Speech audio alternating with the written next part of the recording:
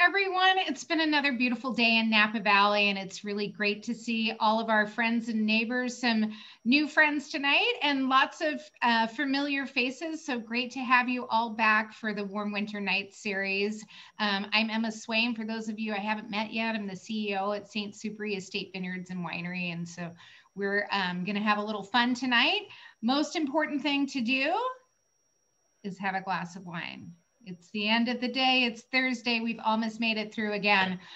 So please make sure you've got a delicious glass of wine in your hand, hopefully a glass of the Semillon. And also click on the participant button so you can see everybody who's participating over the right-hand side. Please mute yourself while we're talking because it frees up a little bandwidth for everyone. And but do use the little blue hand button on the side to raise your hand if you do want to be unmuted and ask a question. And of course, use the chat button because we do get lots of questions and comments and lots of useful information from your fellow participants that I think you'll enjoy seeing and hearing and reading. And we do try to get to all of the questions on the chat as we go through. We've got some fun guests with us tonight. We've got Anna Brittain from Napa Green is joining us to talk about Napa Green practices. She runs the nonprofit that provides the certification to the Napa Green wineries and land and is continuously improving there as she's requiring us to do every time we get recertified. So that's pretty cool. And we also, of course, have the St. Supéry team. I'm really excited to have Michael Scholz, our VP of Viticulture and Winemaker, with us, as well as Michael Garcia, our Viticultural Manager, and of course, everybody's favorite, Chef Tod, who's going to teach us some new tricks again tonight. So really fun.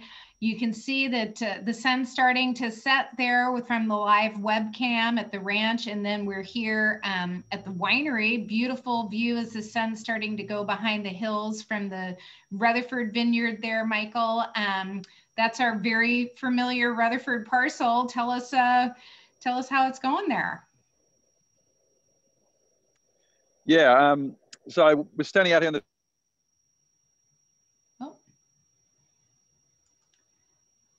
Michael, I think months. Yes. Sorry, can you hear me? Yeah, I lost you a little bit as you moved over towards the Cabernet. We got to keep you in the Merlot or you don't get Yeah, no problem. I'll come.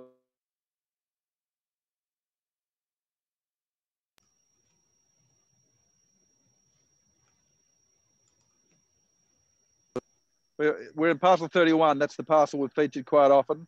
It's a Merlot parcel, and we're looking out here over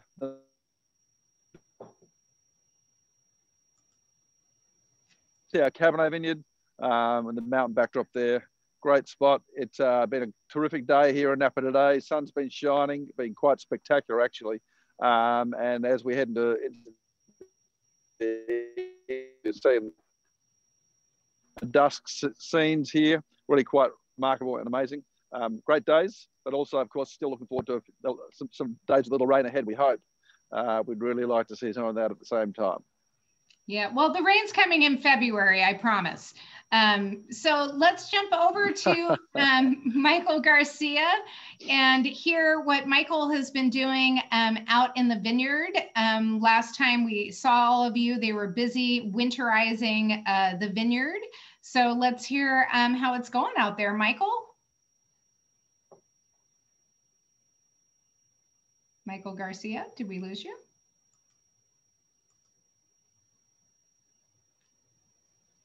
Oh, I think we're having a little technical issue. We've lost Mr. Garcia, but we did get some earlier views with Michael today, looking at the nice green hills that we have out at the Dollarhide Ranch and seeing all of that beautiful cover crop that we saw being seeded at the end of the season last year is starting to grow. We have had some rain, so we're starting to get those legumes and grasses growing out there at the ranch. We took a couple shots of those spots that we saw earlier today. So that's been really beautiful to see the greens coming in and stabilizing that soil before we get into the heavier rains that we expect in the next few weeks. So looking good out there in the vineyard. The main thing that we're doing in the vineyard right now is working on pruning. And I asked Michael Garcia if he could pop over to parcel 24 that you did see a lot of last season and show us what's going on with the pruning over there. So let's have a little look and see some pruning, some cane pruning, cordon pruning that we're doing on parcel 24. This is a cordon trained, spur pruned Cabernet Sauvignon vine. These vines are planted in 1992. It's clone 7 and 8 Cabernet on 110R rootstock, and today we're going to do some spur pruning.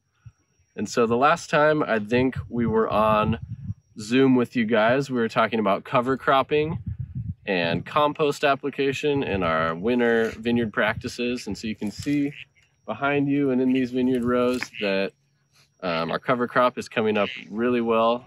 The hills are green, and we're off to a good start in that regard. And most of our vineyard activities currently are focused on pruning. We've got pruning crews out here working through the ranch, and we're making good progress. So before we begin to prune this vine, we take a few things into consideration, and that's crop load and bud health. And so we'll look at the vine, visually assess how much crop it can support based on shoot length and based on the quality of the wine that we're looking for, the history of the parcel. We'll also look at buds, and we'll dissect buds and look at preformed flowers inside the buds to determine the health, the quantity of these clusters that were formed in the previous year. So over here, we can see a spur. We have a 2-bud spur,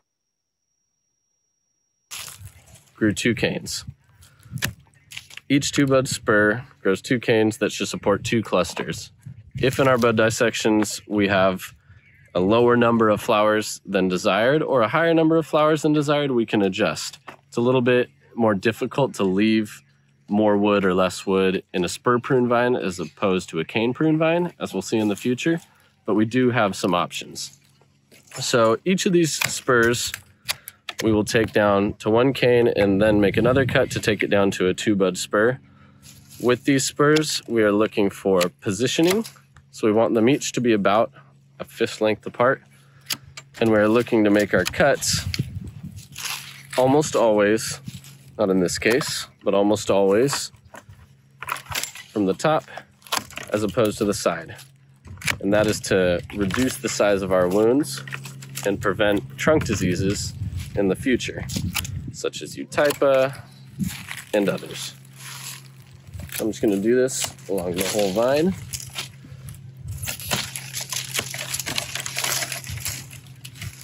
Take these 2-bud spurs.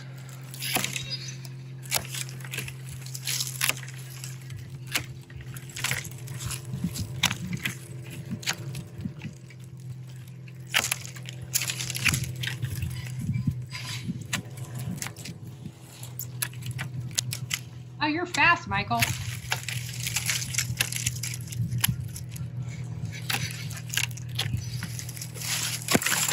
Clear the brush. And after cleaning up the vine for any suckers that we left or anything undesirable, we have a cordon trained spur pruned Cabernet Sauvignon vine. Excellent. You know, you make it look so easy, and I know the rest of the team goes really, really fast when they're pruning. And a couple of our team members have actually won the Napa Valley pruning competition, which is not just for speed, but also for quality and selecting the right buds. And as Michael said, getting that correct distance between the vines and making sure the vine is in balance, because we really want to have a low pound per vine weight that on the vine. We're not just thinking about how many tons per acre. We want to think about the the weight that that vine is carrying, and we want to manage that to have really great quality fruit at the end of the day. And so as we go through this Warm Winter Night series, we're definitely going to see some different styles of pruning and different reasons for doing that pruning as we move along. And I think you'll get to enjoy that, but looking really good out there. But let's jump over to Anna from Napa Green. Anna's the executive director, and Napa Green is the certification, the most stringent sustainable certification in the wine business. And we are really happy and proud to be so certified, both Napa Green Winery and Land. And Anna and her team arrange for all of the inspections and everything for us and make sure that we're meeting our standards. But many of you don't know a lot about the Napa Green certification, so we thought it would be fun to have Anna tell us a little bit about the Napa Green program. Thanks for joining us, Anna. Hi there. Yeah, thank you so much for having me. I can say I have helped prune a vineyard once, and I did not do that well, so that is impressive. Yeah, so Napa Green is a nonprofit. It facilitates sustainability certification for wineries and for vineyards here in Napa County. So we're really on the ground to help the wineries and the vineyards with their practices. And we do have more than 90 Napa Green certified wineries, which is really exciting in particular because that represents 40% of all of the certified sustainable wineries here in California. And we also currently have about 40,000 vineyard acres certified as Napa Green land, which is about 90% of all the Napa County vineyard acres. But as I think Emma mentioned about the continuing improvement, always working, we are in the process of redesigning our Napa Green vineyard certification to focus on some of the really key issues in the world right now, which is climate action, of course, what's called regenerative agriculture. So ways that you're increasing the health of the vineyard, but also storing more carbon in the vineyard. And then also social equity and justice, which of course we know is so key. So we're really excited to be rolling out those new standards next month. And we're going to be working with grower members like St. Supéry to help them be carbon neutral within 6 years and carbon negative within 9 years. So just like we think COVID negative is positive, carbon negative is positive. So we're working on that. Well, you know, we're really excited. And I know we started our first certification in 2008 with the Rutherford Vineyard. And we got our winery certification in 2012. And we've been recertified in the vineyard several times and in the winery several times. And we love that we're always learning new things. You've got great suggestions for us that are specific to us and to our unique situation that enable us to continuously improve. And but I know a lot of other wineries do a lot of different things. What are some of the things that you really stand out for you as making an impact in the Napa Green certifications? Oh, there are so many different things. And we do see so many different things across all the wineries. All of our wineries have to go through what's called a resource audit. So we really do baseline and track energy, water, and waste. And we've done more than 130 of those audits with an engineer who's, if you know engineers, really geeky, getting into the details. So we've seen a lot of different things. I won't geek out on the engineering side of things. But we've seen things like in St. Supéry is a prime example of this, of just really knowing the value of engaging employees. So I know St. Supéry had sort of a focus on saving some water. And so they started what were called these staff tailgates, just bringing everybody together, letting them know how much they were using, how much they wanted to be using, and just asking for ideas and saying these ideas are really valued. We want to try to put these to work. And I think that saved you guys over 20% of your water use in about 2 years. So we use that as a model for other wineries of providing that kind of feedback and really engaging the employees. There's other things, just a lot of this is paying attention. So things like we require, this surprised a lot of wineries as this happened, but requiring that they set back their hot water temperature when they don't need the higher temperatures for sanitation. Cleaning those tanks, cleaning those barrels, you really need some good hot water, but the rest of the time you don't need that temperature to be quite as high. And we've had wineries save thousands of dollars on their natural gas bills. So this is really big. We are really focused on helping wineries actually save money. So I think a lot of our wineries think it's like some big technological outlay that we're going to ask them to do. And really it's paying attention, monitoring, maintenance, and trying to help save money and improve efficiency. I like that. We're saving money and the planet. Yes. But, you know, there are quite a bit of investments too. I mean, we Yes, did put in our first certification. We installed our first solar structure on the entire roof of the winery, which was a really good investment for us, but a hefty investment. And then this year we completed, well, last year we completed our second solar structures, the 2 solar structures next to the winery. So we're really hoping that we're 100% solar powered, or at least offsetting that full bill this coming year. But, you know, one of the things that we thought would be kind of fun tonight to talk about, because we're always kind of geeking out on what we're doing and trying to bring those things home with us. Suggestions for folks at home, what they can do to improve their power bill, improve how they're green and kind to their community.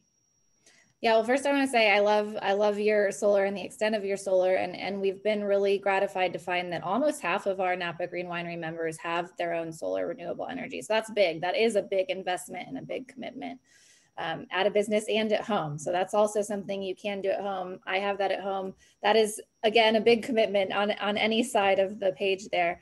But other things you can do at home. I mean, I think one of the big things as I was thinking about this, I know I do this every day, is just think about how the businesses you're supporting. They call it like use your purchasing power is something they call it, right? So use your purchasing power to support these businesses that are really conscientious, are really caring for the community and for the environment. I think that's big.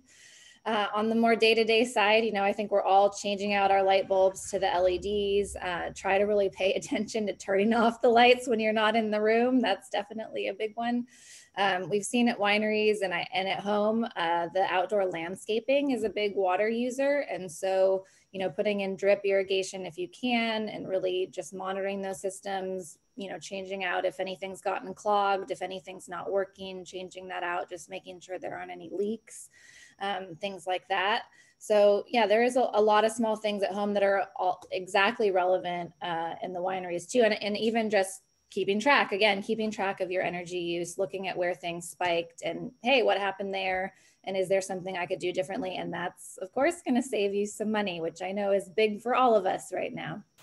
Well, you know, you brought up a good point about the hot water heater. I know a number of years ago, our large water heater died, and my husband replaced it with an on-demand heater, and that was really great. But he also put in this really inexpensive thing called a chili pepper under the sink in our bathroom upstairs that you hit the button and it goes for a few minutes and it recirculates the hot water and just kicks it off right when you need it. So there's no waste of water while you're waiting for that hot water to come through, and it works in both of our upstairs bathrooms. And, you know, if you just want to wash your face and want hot water, you don't have to waste anything to get that hot water. And the heating of the water turns on right then and there. So it's a great little tool that we've put in at home, as well as kind of upgrading our thermostats. You know, upgrading the thermostat to be off when you're asleep or not home, which is never these days. But I know Napa Green has some thermostat recommendations and some other recommendations that are pretty good standards. Yeah. So first, I'm glad I did this because I actually hadn't heard about that hot water gadget. So I'm going to have to get one of those. So I've already learned something myself. But yeah, there are just standard best practices for what you set your temperatures to. And so that is during the winter 68, and then during the summer 72. So that's just across the board standard kind of best efficient temperatures to set your gauges to. Yeah, those are good ones, or even, you know, a little warmer. I see we've got Dennis in Arizona saying solar is big there, and 72 when you live in Arizona is really cold. So it doesn't need to be quite that cool too, right? Because it's quite warm there.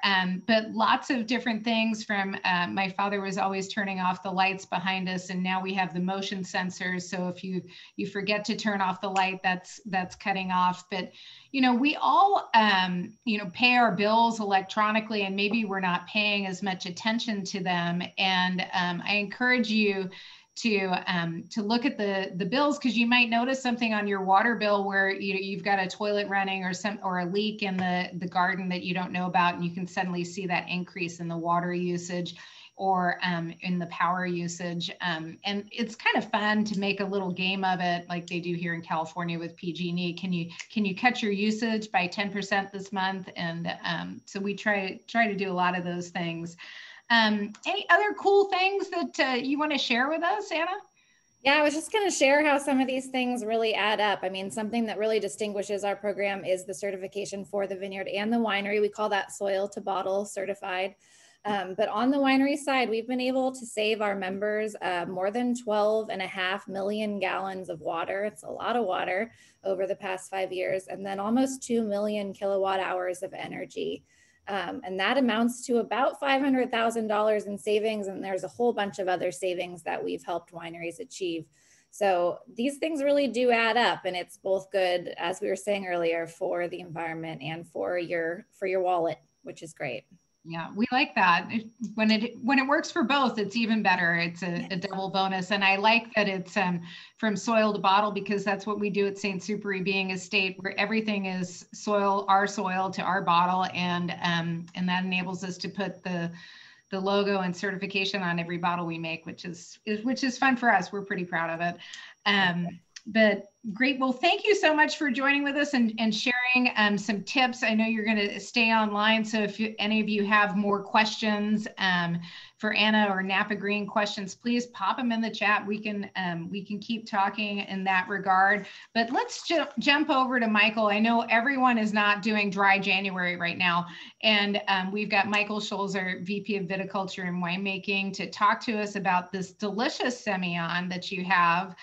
Lynn Farmer was on early, and he was saying this is one of his favorite wines of ours, Michael. So you've got a fan out there. But let's talk a little bit of, Semillon is really unusual to see as a single bottle varietal, and you just don't see it that often in California like that. But in our climate, we've got this beautiful Mediterranean climate that's 2% of the Earth's surface, and that's what we have in Napa Valley, which is really different from Bordeaux and really different from the Barossa Valley, and we all have and the Hunter Valley in Australia. So there's a lot of different regions that grow Semillon that make the styles differently and have different climates. Do you want to tell us a little bit about those variances from around the world? Yeah, Emma. So Semillon's quite an interesting varietal, and as you say, we don't see a lot of it, particularly as individual bottlings. It's often utilised in Sauvignon Blanc blends more locally, but not so much as individuals. However, I did grow up with it in the Barossa Valley, where there was a lot of it, and they actually make quite a few bottlings there of Semillon that are single varietal wines. And the wine will vary depending on where you grow it. If you grow it in a cooler location, the wine will present some more green flavors and aromatics, like in the cool locations. And if in the warmer locations, you're going to see this wine present more of the lemon essence type of aromas and flavors. So that's the sort of approach that we see depending on your climatic situation.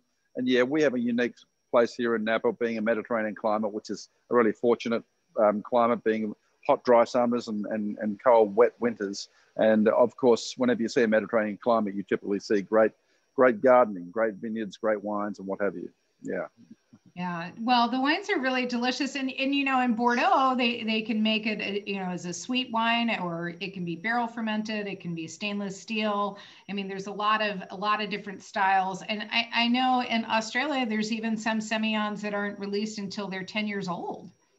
Yeah, that's true. There's a brand in Australia that actually releases Semillon as an older wine, which is quite interesting because Semillon has this ability to evolve exceptionally well. It's actually quite an interesting cellaring white wine, because when it's young, it tends to be a little shy and doesn't express quite as well. It expresses, but it's more subtle, more gentle, and what have you. But as you give it time in bottle, it tends to blossom and the aromatics step up. It takes on some bottle bouquet, and on the palate tends to fatten out and gives you more volume and what have you with time. So yeah, it's interesting. There's a company there that does release a wine out of the Hunter Valley as a 10-year-old Semillon, it's a pretty interesting wine, pretty cool wine. But it's crazy that they can actually do that.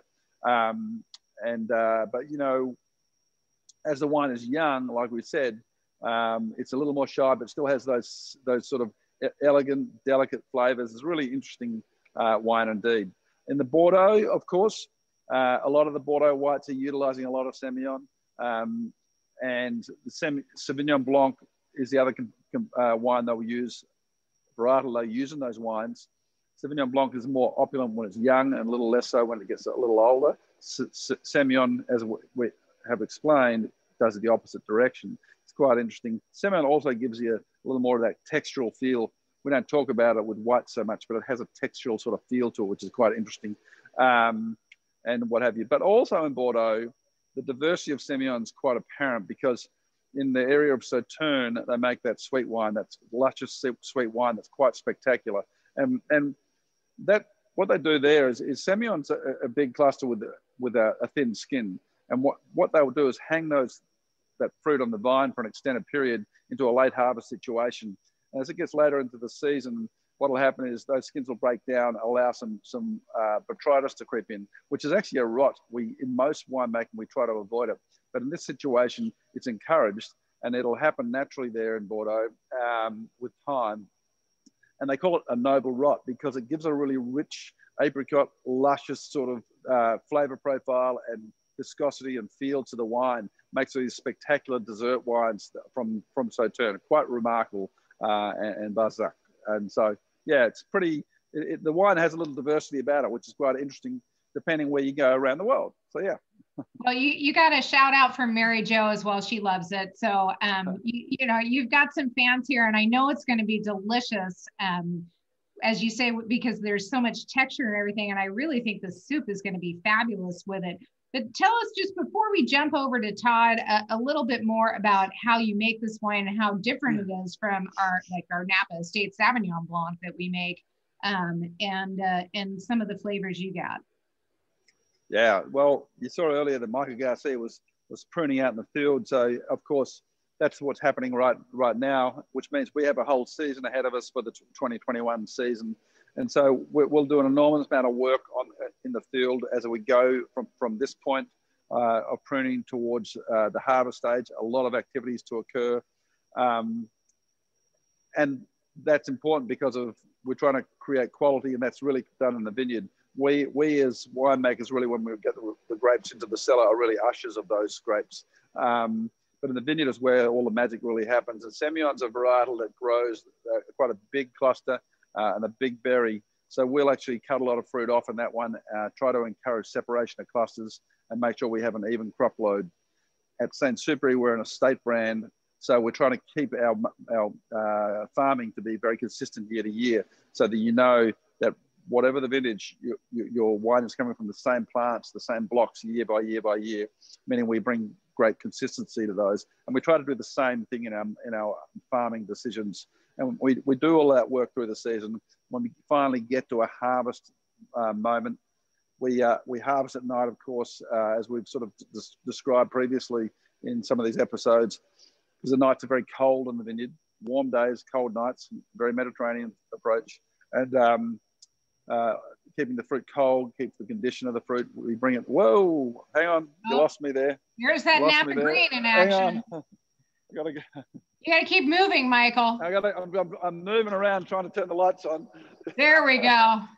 Okay. Yeah, that's a really good demonstration of Napa Green. Exactly. I love that. That's our lights turning off. Sorry about that. So yeah, we get them to the cellar, and of course we've gone through this a number of times where we go through the press, we juice our wines, we settle those juices, initiate a cold, slow fermentation. But what's unique about Semillon is we put it different than much of our Sauvignon Blanc. We put it into barrel for barrel fermentation, into French oak barrels, and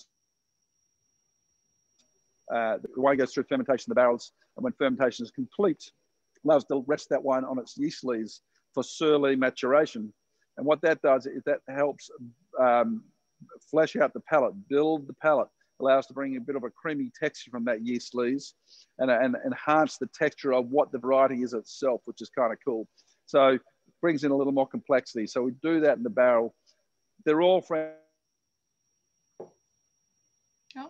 Not a great deal of them, perhaps 20, sometimes 25%, but really 20-ish%.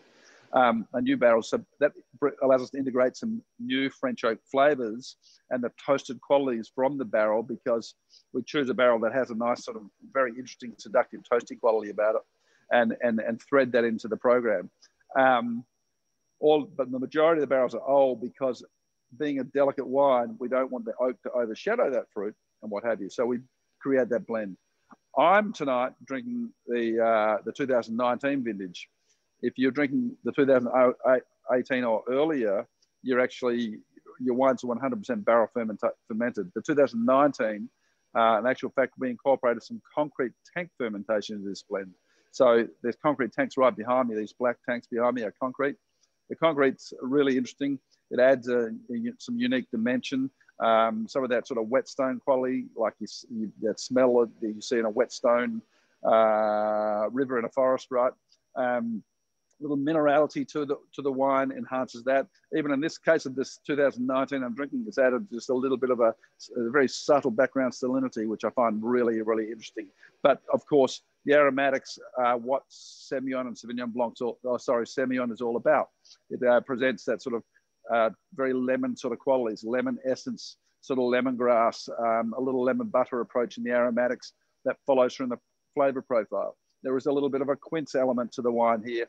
And of course, that small amount of oak we have, which in this wine's only 18% new barrels, that contributes some of that toasted sort of toasted smoky quality in the background, which is really interesting and adds a nice complex dimension to the wine, which is really, really kind of fun. So yeah, that's what we have in the Semillon.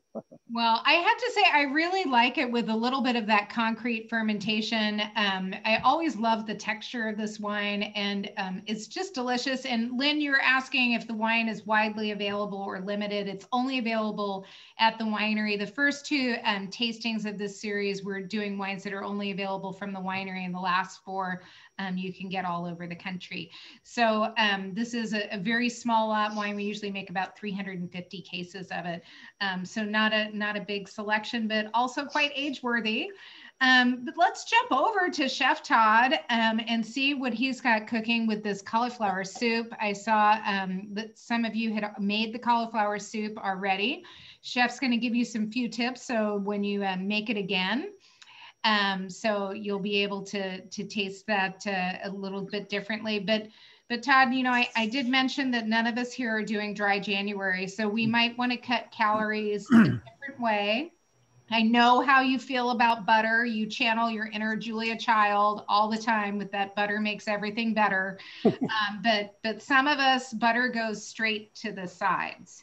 So we might need some better tips, as I'm not doing dry January. So I will make sure that I give a couple options in case you are trying to watch a little bit from the holidays and entertaining. I'm doing dry January. This is dry wine as far as I'm concerned. So I'm fine drinking as much of this dry wine as I can. With our warm winter nights series, what I thought I would do is really based on the season, the whole feel of everything, coming off the holidays, going into a new 2021, thinking about how cold it is at nighttime and how some comforting kind of warm dishes can really kind of hit the spot. Along with our wines, it's a great combination. So in putting together these recipes that hopefully you join us for, or if you purchase the pack to enjoy the wines along with the recipes, and if you want to give them a try, most of the recipes are pretty user-friendly, maybe even less ingredients in there. So it's very simplified, and I want it to be user-friendly to encourage you to give them a try. At least have fun while you're at home and give them a try. You never know. It's definitely easy to go out and buy some soup that's already made or pick it up from somewhere, but to actually make it and plan on it and have it yourself and kind of customize that recipe. Most of all the recipes are guidelines for you. This particular recipe tonight that you probably have, whether you're going to make it later after this demonstration or at any time throughout, you can definitely use that as a guideline and personalize it according to your personal taste. If you wanted to keep it vegan, you could do that. If you wanted to leave the butter and the creme fraiche out, you can absolutely do that and turn it into a puree soup that's soft and sweet onions and cauliflower or any other vegetables of the season. And so I thought the cauliflower, the creaminess, the mouthfeel of it all would go really well with this wine. All those characteristics that Michael was describing to you, all the little techniques and touches in there that make a big difference in the mouthfeel and the body. led me to this kind of a soup, because the soup itself has the right kind of mouthfeel, richness that I think stands up really well with this wine. It has, as all of our wines do, a really nice crisp acid at the end of it. So there's a cleansing, there's a every sip that you take, it's a palate cleanser, so that every bite of the soup that you go back to, every spoonful, is just as delicious as ever. And so the idea here with our ingredients are that we've got some cauliflower, and a lot of times from our garden, we're going to have different varieties or different colors of cauliflower, different types. Sometimes we've got a cheddar cauliflower that almost has like a beautiful yellow tinge to it. So whatever cauliflower you have, whether you're getting a produce basket sent to your house or you are shopping at the store, it's a very simple kind of a thing. Cauliflower had a bad rap for a long time. I'm really glad to see that it's kind of being the star of the show a lot of times.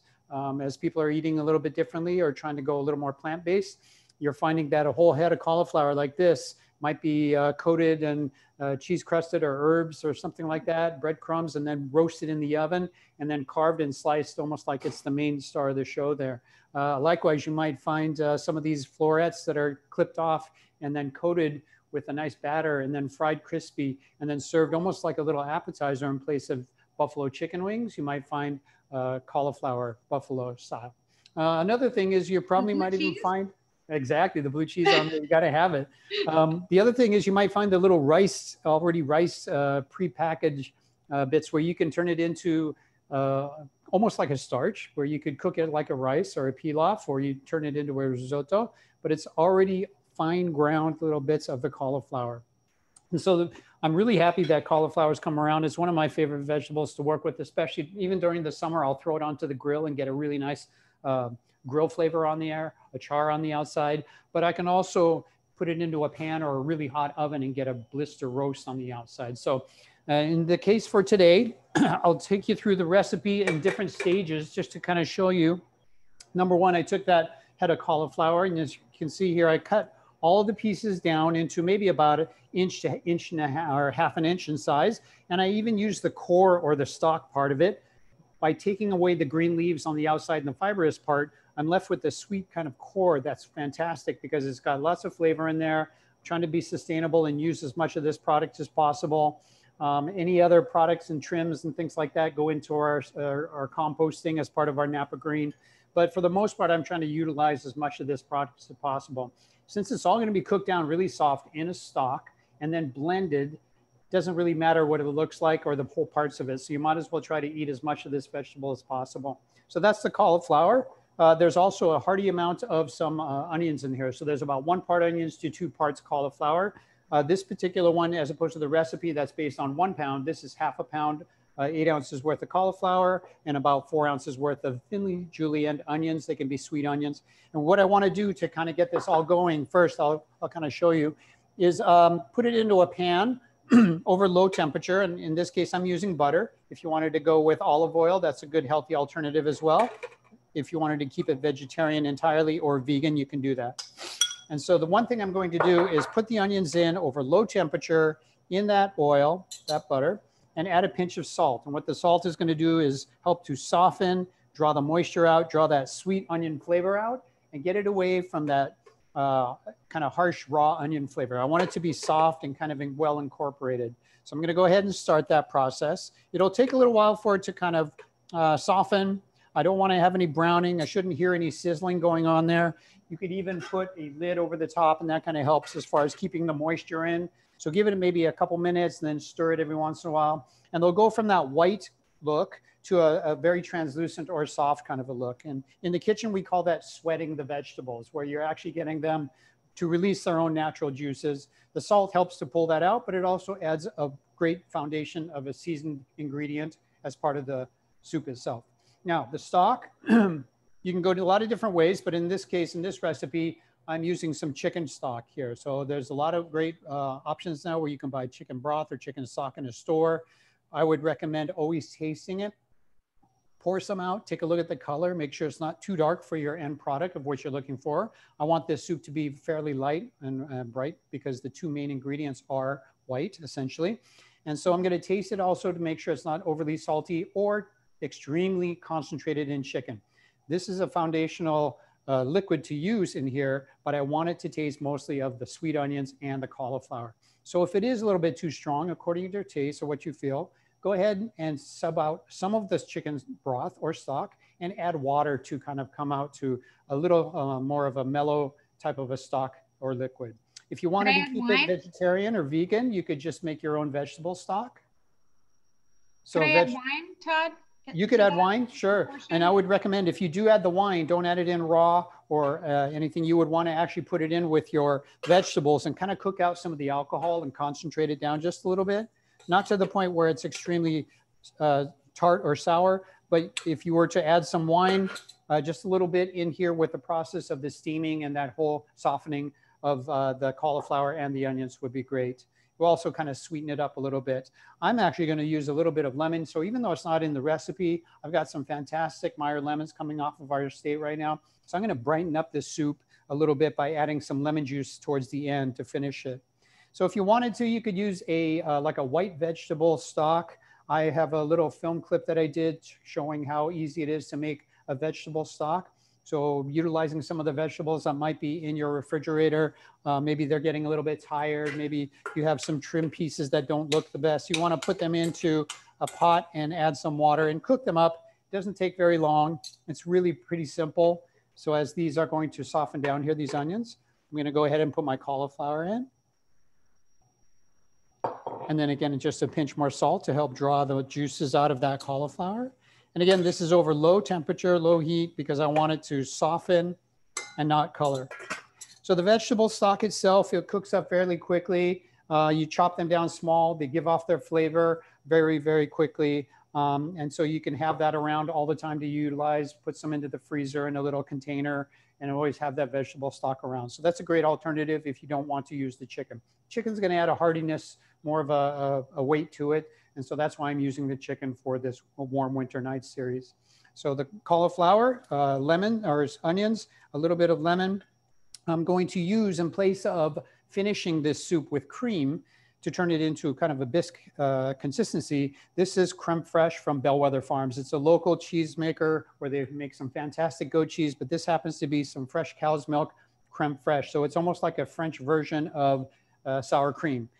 Culture, richness, it's got a slight amount of tang to it, so the acid will help. But I'm going to use this towards the end and finish it before I go into the blending process. So this will be all blended up nice and smooth and soft. The options, once this all comes up to temperature, if you have a Vitaprep, a Vitamix blender, and you're doing a large batch, maybe about a quart or double the size of what I'm making, this would be a great way to get it to blend all up. Otherwise, these are also handy tools that work really well. This is a immersion blender or a stick blender as we call it. Love and those. It's got definitely, with the right attachment on there, you can put this right into the pot that you've cooked it with and puree whatever it is that you have in there, from tomato sauce to soup to cauliflower and onion bisque. So those are a couple options for you to be able to work through that. I have to say, Todd, when I've used the blender sometimes in the past, the soup's been too hot and I've had the darn thing explode on me. So that is a little safety factor there. You have to be very careful and start off on low temperature. Sometimes these actual lids that go on top of the Vitamix, they have a little air vent in there so the steam will escape. Otherwise, they can kind of explode and blow the whole top off. I've seen that happen before. Not to me, of course, but to some of my former students. Or your friend. My friends. So let's imagine now that after 4 or 5 minutes, we've allowed this to kind of sweat out this softer. It goes from this really white, kind of opaque and chalky look to much more of a translucent look. And that's when I know the juices have come out. You might even see some of the juices in the pan. Then I'm going to go ahead and add my chicken stock in there, or your vegetable, depending on what you're making. The portion on this is just about right for the proper consistency by the time it all cooks and softens. How do I know it's ready to blend and to add the creme fraiche and to finish the seasoning process? Well, I'm going to actually check it by taking a little bit of the pieces, the bigger pieces of the vegetable, maybe the core or something like that. So after 10 minutes or so, I'm going to take one and try to smash it or press it. And if it smashes, then I know that it'll blend all the way through. If it doesn't and it's a little crunchy, you're going to get just a touch of that raw kind of cauliflower flavor. And what I want is that really nice soft kind of flavor. So really well incorporated all the flavors meld all in together into the soup. And that's where the body and the flavor is going to come from. So it's important to let it cook down. So give it a little bit of time. I do have one of these that's already at the point of ready to blend. So just to show you the difference there from how it looked beforehand to how it is now.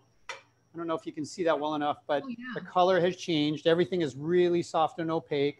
It's still pretty warm. But again, if I wanted to, I can take it and just smash it. So I know all the flavors gone into this broth, the base, so it's all ready to be blended up. So again, from there, if you wanted to, take some of your creme fraiche. If you're trying to stay away from dairy or you want to keep it a little bit lighter, you can either add less or skip it entirely and just do a straightforward puree soup. Now, if I were to blend this and put this in, I'm basically just going to start to pulse it right through here. And you want to let it go for quite some time so that it can blend it all nice and smooth. And be careful with this as well because it may splatter. And so you get the idea, this will take a little while. In the interest of noise and time, I will go to a finished version that I have. So that's step 2, essentially. And then to show you the finished version that I have was my finished and already strained out soup, which is beautiful and kind of velvety looking. It's got a really nice, gorgeous, thick, horrible kind of consistency to it. So it's got that really wonderful soft flavor to it from the richness in the cauliflower. The creme fraiche is in there. That's where it helps with some of the mouthfeel and the richness on there. And so that's my final soup that I have, which has been strained out. After I went through and blended it, I actually put it through a little mesh strainer to get any possible little bits in there. So as you're eating it, it's really clean. It's got that richness to it. So you can strain that out and then just adjust it by seasoning, by taste. I did put a few drops of fresh lemon juice. As I mentioned, that Meyer lemon in there will help to kind of brighten it up, not to turn it into a lemon soup, but just to really give it a little bit more freshness and brightness. And then check it for salt according to your personal taste, how you want it to come across. And then as far as garnishing, decorating, plating, it really doesn't take all that long. I know that I kind of jumped forward on some of these steps, but just to show you from start to finish, once you've got all your vegetables prepped up, your onions sliced, you have your stock, you have all your ingredients and your cauliflowers cut down, it's really only about maybe 20 to 25 minutes of cooking on the pot. It's important to simmer it so that it doesn't over concentrate and get too chickeny. But that's kind of the main thing about this is it's a pretty quick soup once you've got it all set. So I'm just going to go ahead and do a nice portion here of the soup. A fun garnish that I love to do. You know, we were talking about the little flowerets or pieces that you can garnish with. Here's some little cauliflower bits, the tiny little florets that I have that you can garnish with. I put these into this hot cast iron pan that had some whole butter, a little pat of whole butter. There I go with the butter again. A little pat of whole butter in there, which essentially all the milk solids brown. So now what I have is browned butter. Brown butter, tiny little bits and garnishes of cauliflower to go on top of that. And that's going to be a wonderful garnish to go along with that. Todd, I have a couple questions online. Okay. One coming in from Facebook. If you skip the dairy, would you want to thicken with cornstarch or anything? You really shouldn't need to thicken because you're going to have a nice puree in there. So it'll be more like a true puree soup as opposed to cream soup. So if you are looking to avoid dairy, you could do something maybe like soy milk or almond milk. You could add that in there and you'll get that same kind of mouthfeel and richness without having the animal product in there. So if you wanted to do that, that's another option. Otherwise, like I said, you could just do a straightforward puree soup that doesn't have any cream in it. Okay, Tim and Emily ask about almond yogurt as a non-dairy. So almond yogurt, I wonder if that might, I'm not sure if that will actually curdle or not when it hits the heat, but it might be also a nice way to garnish over the top. If it's anything like maybe just a sour cream or yogurt or something like that, might be okay for a finishing garnish, but I'm not so sure about cooking it in with it all. Okay. So here I have some of my beautiful little crispy brown bits of the mini cauliflower florets. Little crunch, little texture once in a while, nutty and deeper in flavor. And then of course, just a tiny bit of that brown butter. A few droplets go a long way and they really add that nice kind of nutty brown to it, which with the barrel fermentation and the surly aging and everything, I think goes really well all together. Here's some fun kind of breadcrumbs just from some brioche that I had. I actually tore these instead of cubing them, just mostly for the aesthetics and that kind of texture difference. So I'm going to garnish with some of these. Just put them into the oven and toasted them. If you happen to have any bread, if you're making your own sourdough, that'd be fantastic with this. I also happen to have some really beautiful, bright, edible flowers. Not mandatory, but one of the fun things to make it look as beautiful as it tastes. And then I also have from our garden some chives. So I can do just a few snips of chives on here. So again, if you kind of want to put together a nice soup, it doesn't take all that long if you've got the ingredients, and it's hearty, it's rich.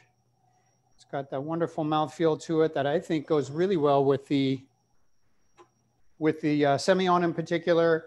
I think that would be a fantastic combination there. Oh, it's so gorgeous, Todd. Again, yeah. And so many great ideas. Some people are suggesting sparking it up with a little microgreens or using a potato to thicken it, cooking that in there. Exactly. So you could do a little hearty potato in there if you wanted to get away from some of the cauliflower, the onions in there. But both of those vegetables, as they simmer down, they will puree very nicely. So I think that'll be a nice mix. You shouldn't have any problem with the consistency of it all. It's going to have a nice kind of a consistency. Well, I'm excited to make this weekend. I've been thinking about maybe doing a little roasted garlic in with it, or maybe very nice. Pine nuts. Yeah. If I had some potato chips, I might crumble some potato chips into it, or maybe some toasted almonds would be nice. So again, this is where I was talking about, if you have other preferences, personal, your favorites and things like that, use the recipe as a great guideline and have fun and experiment. Should go really well with the wine. Yeah, it looks fantastic, Todd. Thank you for all the tips. You've given us more great ideas. My pleasure. You'll also be able to see Chef Todd's quick vegetable stock on the bonus tracks on our YouTube channel. So check that out. And don't forget, we are still in the hashtag #INJoy season. Enjoy season. We want you to share with us what brings you joy. Everybody needs to have a little more joy in their lives. So please do share on your favorite social channel, hashtag #Enjoy and @St. Supéry, and you could win fabulous prizes like a wonderful all-clad stock pot or something equally fabulous. So check that out, stsupéry.com/enjoy for the details. And we're just really excited. Thank you, Jen, for your note. It's really nice to see all of our old friends. It feels like a very long time since our last tasting before the holiday season. So great to see you all again. We've got a big full calendar of tastings planned for this year, and we'll bring you some new things as we go through the season. So it's good to see everybody again and to see some new faces too. So welcome, and we look forward to seeing you next Thursday night for Cabernet Franc, the Rutherford Cabernet Franc, one of my absolute favorite wines. I love this wine. I opened a bottle last night. Oh my goodness, it's delicious. So that's going to be a lot of fun, and continue to enjoy the Warm Winter Nights series. And until then, be well, be kind, and we'll see you soon. Cheers. Cheers, everyone.